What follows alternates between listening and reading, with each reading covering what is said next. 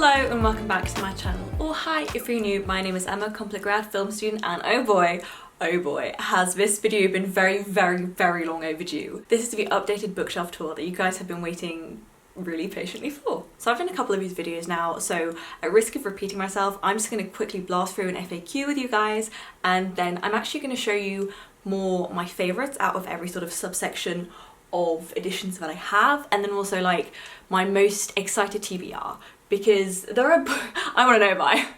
What a shock, Amazon on no buy. We've never had that before. But I'm going to go through which ones that I haven't read but I'm still most excited to read. So top of the list for the FAQ is actually how I sort my books. Let's go through row by row, but the baseline is pretty much just visually. I organise things by edition, then within edition I do it by author, then within author I do it alphabetically. With my editions that aren't in a series, I do it by size, and then within size by colour, which is how I got the rainbow shelf at the top. I'm dyslexic, I'm a super visual person. These people who organise their books by genre, literally how? I can't organise anything by genre, mainly because most of it is classics anyway, so that kind of just, you know, but for me I'm more going to remember just what the book looked like. So that works a lot better for me, and also it's just incredibly aesthetic, which is why my Oxford World Classics was on the lowest shelf, just because then in my usual filming setup, it's quite calming. I've got books without the chaos, and I don't have to worry about clashing with my outfits, clashing with anything else.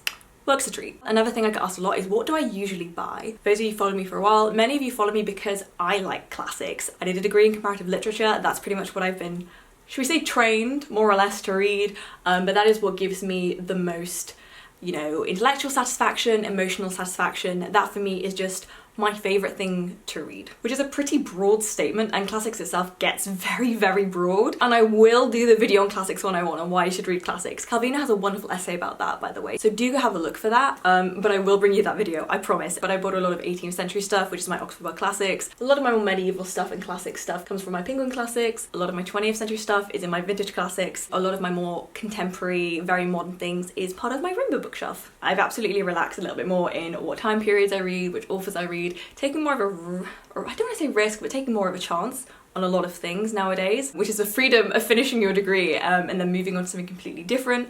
I do now read for pleasure, and I also now read because I do this. So I take your recommendations very seriously. Another thing you'll notice, I have a total of about 3 hardbacks, and that's it. Hardbacks is something I don't buy.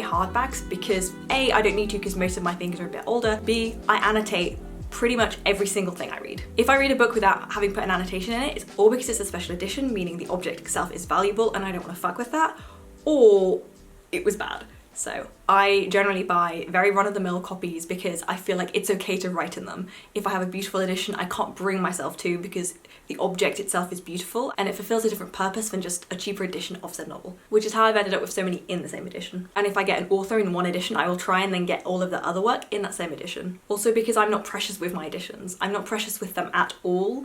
Often mine sometimes get water damage if I read it by the pool. They will get sun damage if I leave it somewhere. They get thrown in bags, they get thrown in suitcases, they get thrown across rooms. If you've watched my videos long enough, you'll know. I'm not precious with editions, they're just books.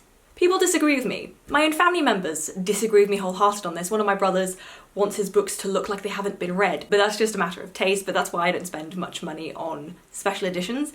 Unless, as you'll see later, it is a very special edition to me. I also very seldom reread books, which is why I don't have multiple copies of them. I'm never going to get anything out of it, unless it is exceptionally special to me, and there are probably about 5 books I feel worthy of that. Another question I get asked is, why do you have so many books? Would you believe it has nothing to do with me doing this? Like I said, I did an undergrad in comparative literature, which meant I just read a lot, and now I'm doing a master's in filmmaking, so just keeping up my love of storytelling, shall we say. But I also come from a family that reads a lot. Between my mother, my brother, and myself, we probably have in excess of 1,000 books.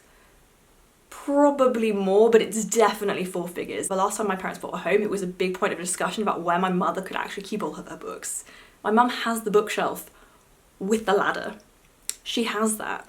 She's that girl. I want to be that girl. Another thing I get asked is where this bookcase is from. It's actually custom made for the space, and I am cajoling my mother into having the other side of the mantelpiece done as well, because I am running out of room. This is not a drill. I say this every time I do one of these videos. I'm really starting to struggle with how I'm supposed to organise my books in a way that is still cohesive with the colour aesthetic we are going for.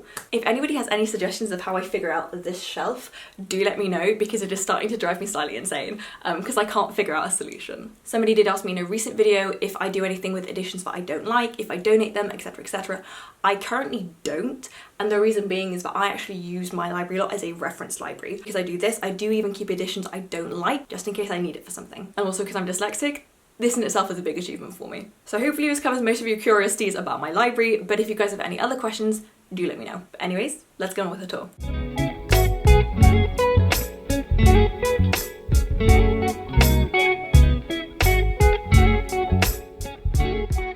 So my first shelf is my Oxford Wood Classics, my Penguin Modern Classics, my Penguin Great Ideas, and my Mitfords. This is definitely my favourite shelf at the moment just because it's so calming and cohesive. Most of the stuff on this shelf then is 18th and 19th century stuff, along with a bunch of my 20th century things in the Penguin Modern Classics, and then a whole bunch of my philosophy in the Penguin Great Ideas. Sars Justine is probably one of the most interesting things I have of my Oxford World Classics. This is a book I never say I recommend, but it's one of the most interesting things you can read, but not for the faint of heart. Stendhal's The Charterhouse of Parma. This is again one of my favourite books. If you need capital R romanticism with prison breaks and scaling high mountains and on the run from the law and stuff, this is so fun. And as it goes of Stendhal's The Red and the Black and The Charterhouse of Parma, you can love one and hate the other, and that is the only way it works. I love The Charterhouse of Parma and I really hate The Red and the Black. Daniel Defoe's Roxana. This is my favourite book out of every single thing that I've ever read. This has an absolute chokehold on me. I wrote my dissertation on this. I love it to absolute pieces. It is my favourite book. I bought La Rochefoucauld's Maxims for a class that I had in my undergrad, and then I never actually read it. It's a collection of very short things. The French is on one side, the English on the other. I will read this one day.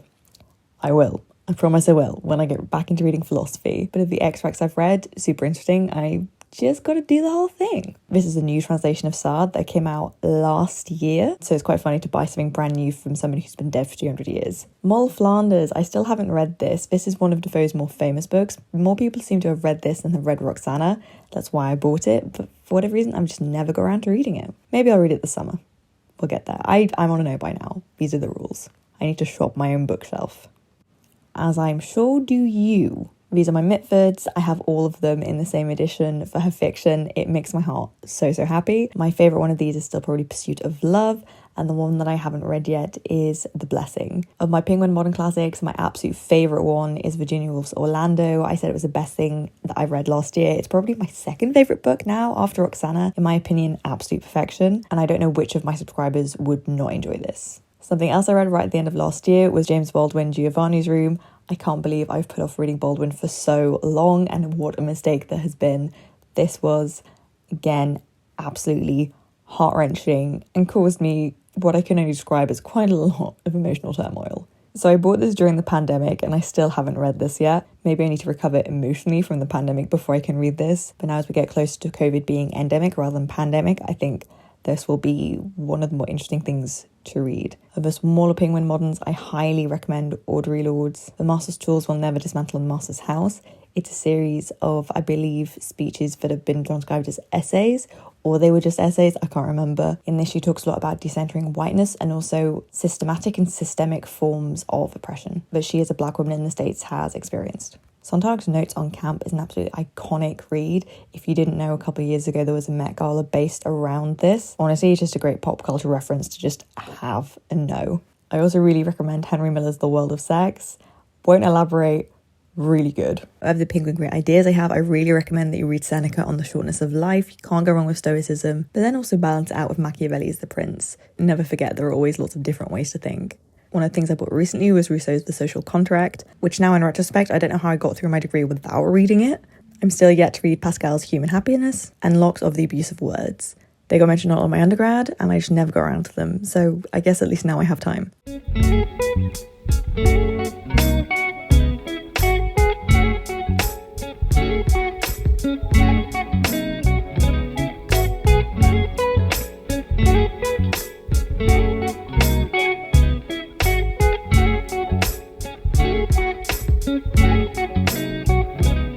So shelf 2 is home to my vintage classics, my penguin classics, and my beautiful folio Montagna. Honestly, my favourite part of this entire shelf is the way that I've managed to bridge it over my Murakamis, because half of my Murakamis are in red and half of them in black. So that just, the transition, I love it. I love it so deeply. Similar to my Oxford World Classics, I really, really enjoy just how this shelf looks. Very calming, and it just ticks my boxes. Let's start off with what I'm currently reading. I'm currently reading Crime and Punishment. I'm about halfway through. Really, really enjoying it. A little bit slow in places, but it just sort of ebbs and flows in terms of how it picks up and how it drags you essentially downstream with the story. It's very, very self-perpetuating at moments. Such an interesting look into the psychology of a criminal and how really anybody could be a murderer. You don't necessarily need to be a criminal mastermind, premeditated, etc., etc. So fascinating when you realise, when it's written and how much of a landmark what Dostoevsky has written is. Yes, how could I possibly do this bookshelf tour video without mentioning War and Peace and the fact that I've read exactly half. That's right, kids, I read exactly half of War and Peace. I got 600 pages in, and then I had to stop because I had to do my A-levels, and it irks my soul so deeply. This is not a book I have ever meant to DNF, and now I need to forget as much of it as possible before I reread it. This makes my little dyslexic heart so cross. The first 40 pages are infamously dry, but after that you are rewarded with an absolute epic. This is probably my favourite play of all time. Edward Albee's Who's Afraid of Virginia Woolf. Yes, I did study this on my A-levels, but my God, do I love it. There is a wonderful, wonderful film adaptation of Elizabeth Taylor and Richard Burton opposite each other. So good. Cannot recommend it highly enough. It is such an interesting look into 1950s, and we always talk about those kind of gender dynamics and stuff, but that is the place you want to go look for it, in the fact that it's kind of always been bullshit and just torturing each other. It's so good. It's so good. Next up, The Leopard. I love this. When I finished this, it kind of crushed a little bit of my soul, and I have a very vivid memory of where I was when I finished it. I know that a lot of Italians are made to read this at school, which massively ruins a reading experience. It's about a family set in the 19th century. Yes, so good. Madame Pompadour, this is one of Mitford's biographies. This is genuinely delicious court gossip, and you cannot go wrong knowing Mitford, Madame Pompadour's history, Versailles. I have such a deep, deep rooted love for Madame Pompadour. I cannot explain to you. This is one of my favourite things that I have ever read, and this is coming from somebody who, up until reading this and reading all of her biographies, I don't read biographies, but Mitford made it fun, Mitford made it exciting, and it deserves to be told as such. Calvino, for the love of books. Nobody loves literature, loves books as much as this man does. I cannot recommend any of his work highly enough, but this one is where you start. It is a glorious novel that does nothing but indulge in the fancies of a writer who loves to read. Umberto Eco, The Name of the Rose. This is something that my mother really recommended. She was then the one who bought it for me. She said that the first 100 pages are crap, but then you're rewarded afterwards. I think it's 600 pages or something. Set in a monastery, set in the medieval ages, Middle Ages. I'm going to pretend one of my friends isn't doing a PhD in the Middle Ages, medieval stuff. I should really, really know this. I'm looking forward to reading it just because that's a time of history that I haven't really read much from. So it feels like an adventure. I'm looking forward to it. It should be an adventure. More Tolstoy. Anything that is just shorter than War and Peace and Anna Karenina. I don't have Anna Karenina. I don't have that. I don't understand how I don't own a copy of that, but apparently I don't. But I like Tolstoy a lot. So I feel like maybe I should just enjoy things that aren't 900 or 1,200 pages long. Anyway, do you see this? This is my transitions with Murakami. Do you see how good this is? Yeah, this really, really just scratches my brain. And of course, if we're talking Murakami, you start with Norwegian Wood. I read this in 3-4 days. It crushed me. It is such an interesting discussion on death and how death fits into life and isn't necessarily the opposite of life, but really, really recommend if you want to get started with him. Kafka on the Shore is one that I haven't read yet because I hadn't read much of Murakami's magical realism. This is one my brother really recommends and really rates, so let's see. A lot of these I've used to study from. My vintage classics seem to be more 19th century stuff, 20th century stuff. This section has a lot more range. We're talking classics, golden age, we're talking medieval, we're talking Renaissance, really whatever I can get my hands on in these editions. I really, really vibe with them. So let's start at the beginning. Homer's The Iliad. I love this copy to pieces, as you can bloody tell. And no, I still haven't found my copy of the Odyssey. We know I have one. We don't know where it is. Don't be put off by the way that it is gate-kept by people. You know, classics are considered elitist. You're considered, dumb if you don't understand it, get the reference. These copies come with notes. Like, it doesn't matter. Just read it, enjoy it. It is so good. There is a reason this story has been told for thousands of years and been reprinted for even longer. Montaigne. Michel de Montaigne is just bay of my heart. He invented the concept of an essay. Yes, I'm sorry, that is his fault, but is so somebody who has given me essentially the idea that you can think about anything and you can design your own philosophies and you can really engage with whatever if you just think it through just a little bit more and read as much as you can, read widely, read rogue things for you, read just whatever you can get your hands on. You will always learn something. It really doesn't matter what it is. Yes, even if you're reading smut, that always still helps, okay? Anything is fair game. Sappho, how could I possibly do this without discussing Sappho? One of my life joys now is that I have completely annotated all of her work that we have, so something about her poetry just is it. Like, it really just is it. I can't recommend it enough. If you haven't read poetry since you've had to study it, for example, GCSEs, whatever, read this because you will so enjoy it. Goethe, yes. Sorrows of Young Werther is like the OG emo kid. It is such a pillar of European romanticism. He's just whingy and is just funny as a result. Like, the OG emo kid after Dear Hamlet, of course. Yes, Dangerous Liaisons by Delaclos. This is one of my favourite things that I've ever read. It is an epistolary novel about deceit and lies and love affairs and sex. So good. It is a pinnacle of, 18th century French libertinism, pleasure for the sake of pleasure and at whatever cost. And it's so good.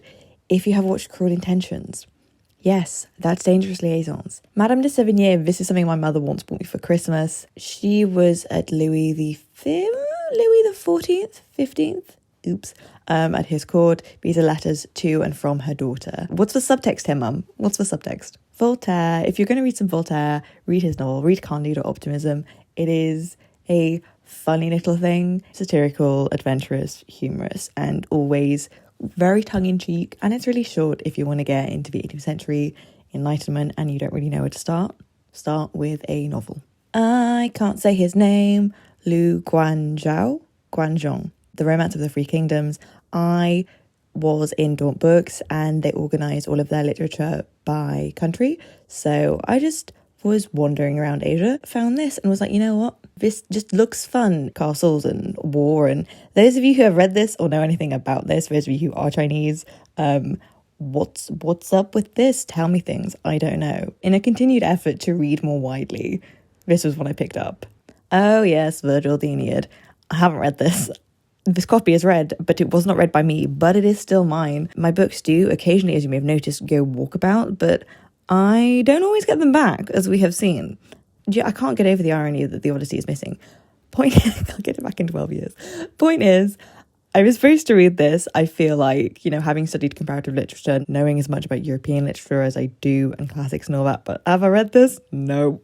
Will I? One day. Will that one day be tomorrow? No, because I'm halfway through Crime and Punishment and I may never get out the end of it. I like Cicero. I enjoy Cicero. These are, essays, musings, what have you. But I will read this one day and one day I will be wiser. But like I said, not tomorrow, but soon. Okay, the last thing I'm going to show you on this shelf though is probably the most special book that I have.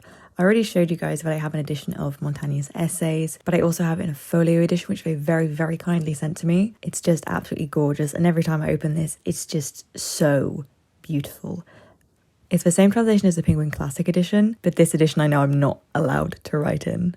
But it really just makes me very happy to have because it's such a beautiful edition in one of the works that I just love the most. I think there are also like 3 other books that I would like as beautiful hardbacks, but this is definitely number 1.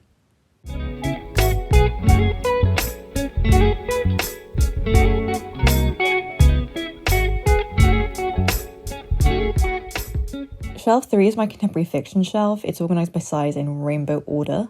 Like I said, I'm a visual person, so this works super well for me. This also tends to be a lot more of my newer stuff, purely because it doesn't belong in a series yet. Like, it's not in a vintage classic series or the Oxford World series. So most things on the shelf have been published in the last 50, 70 years. So of my favourite books on this shelf, of course, we have Madeline Miller's The Song of Achilles. I made a whole video on this along with Circe.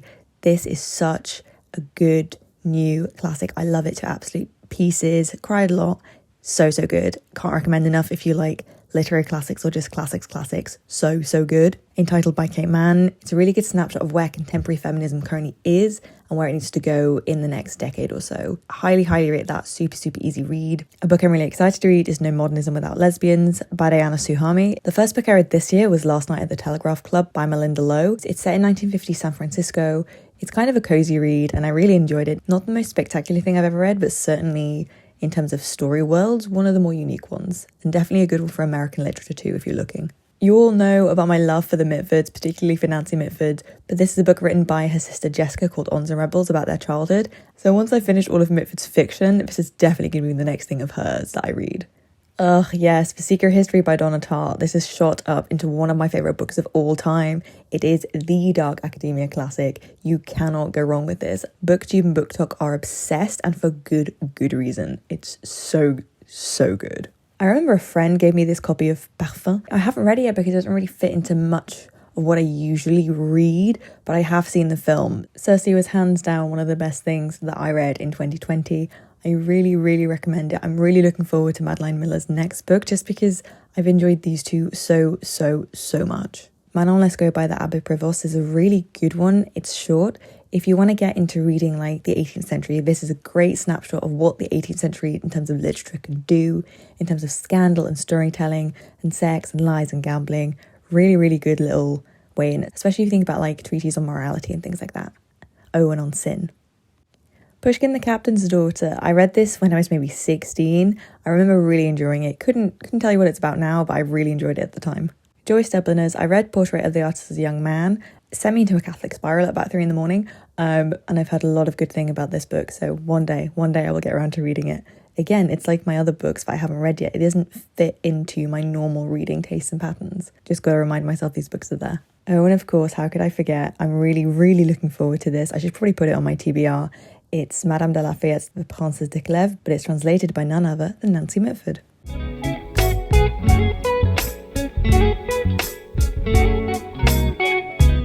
So my last proper shelf is kind of my overspill shelf, I guess, because I organise everything in size order. These are just my extra tall editions. And I guess because of the sizes, it was kind of like an odd mix up here. Oh yeah, and my graduation photo.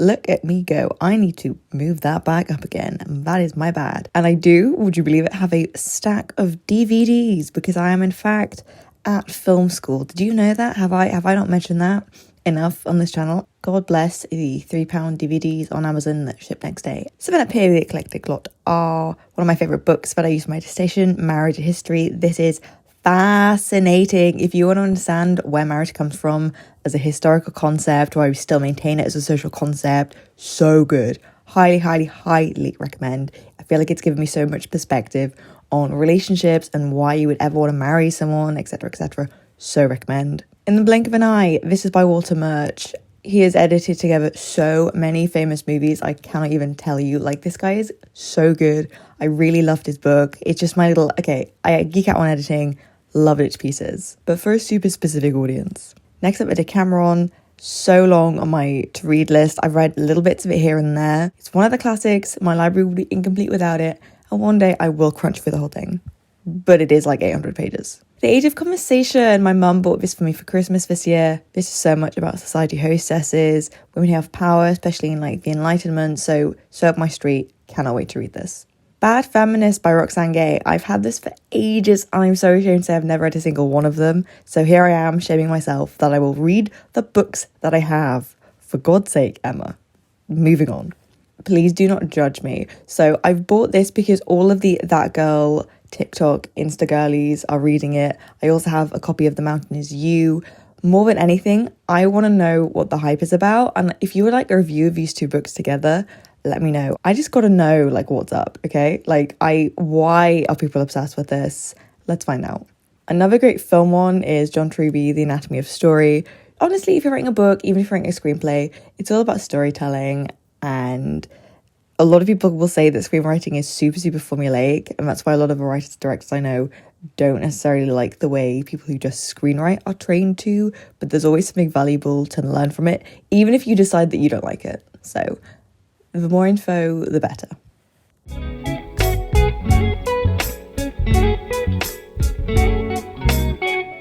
This is my TBR pile. It lives on my bedside table. The structural integrity of it is threatened on a regular basis. But this is everything I want to read next, and a bunch of the half-read things as well. I'm very sure you'll see me talking about all of these things very, very soon. So which are you most excited to hear about? And then we have this random shelf in my bedroom. You know what? We're not even going there. It's a mess. There's no rhyme reason. We're not going there. And there we have it, everyone. That is my updated bookshelf haul for 2022. I hope you enjoyed your opportunity to be a bit more nosy. Don't worry, that's why I love these videos too. I have not counted all of my books, maybe I should do that. All of the past versions of this video that I have done are linked below. If anything, just go have a look at my first one, because the size jump between libraries, even in just like 4 years, is significant. So I'm slightly concerned about how big this library will be in 4 years. So there we go. It's exponential, and I have a problem, and I am of course on a no buy as ever. Book buying and book reading are two very, very separate things. That is one of those bonds that I know every single one of us can share, because we have a problem. Anyway, thank you very, very much for watching. If there are any specific book or film videos you would like to see, do let me know down below. Like, subscribe and all that jazz, and I will see you guys all very, very soon. Goodbye.